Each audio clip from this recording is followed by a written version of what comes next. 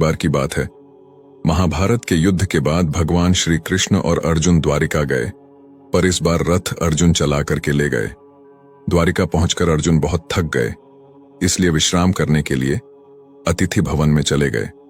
शाम के समय रुक्मणी जी ने कृष्ण को भोजन परोसा, तो कृष्ण बोले, घर में अतिथि आए हुए हैं, हम उनके बिना भोजन कैसे कर लें।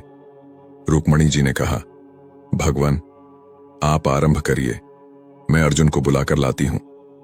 जैसे ही रुक्मणी जी वहां पहुंची तो उन्होंने देखा कि अर्जुन सोए हुए हैं और उनके रोम रोम से कृष्ण नाम की ध्वनि प्रस्फुटित हो रही है। तो ये जगाना तो भूल गईं और मंद मंद स्वर में ताली बजाने लगी। इधर नारद जी ने कृष्ण से कहा, भगवान भोग ठंडा हो रहा है। कृष्ण बोले, अतिथि के बिना हम नहीं करेंगे। नारद जी बोले, मैं बुलाकर लाता हूं। नारद जी ने वहां का नजारा देखा तो ये भी जगाना भूल गए और इन्होंने वीणा बजाना शुरू कर दिया।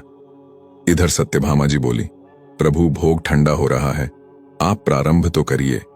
भगवान बोले, हम अतिथि के बिना नहीं कर सकते। सत्यभामा जी बोली, मैं बुलाकर लाती हूं। ये वहां पहुंची तो इन्होंने देखा कि अर्जुन सोए हुए हैं और उनका रोम रोम कृष्ण नाम का कीर्तन कर रहा है और रुक्मणी जी ताली बजा रही हैं। नारद जी वीणा बजा रहे हैं, तो ये भी जगाना भूल गईं और इन्होंने नाचना शुरू कर दिया। इधर भगवान बोले, सब बोल के जाते हैं भोग ठंडा हो रहा है, पर हमारी चिंता किसी को नहीं है। चलकर देखता हूं वहां ऐसा क्या हो रहा है जो सब हमको ही भूल गए। प्रभु ने वहां जाकर के देखा तो वहां तो स्वर लहरी चल रही है। अर्जुन सोते सोते कीर्तन कर रहे हैं, रुक्मणी जी ताली बजा रही हैं, नारद जी वीणा बजा रहे हैं और सत्यभामा जी नृत्य कर रही हैं। ये देखकर भगवान के नेत्र सजल हो गए और प्रभु ने अर्जुन के चरण दबाना शुरू कर दिया।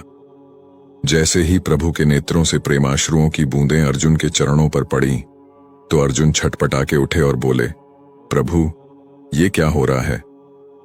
भगवान बोले, अर्जुन तुमने मुझे रोम रोम में बसा रखा है, इसीलिए तो तुम मुझे सबसे अधिक प्रिय हो। और गोविंद ने अर्जुन को गले से लगा लिया।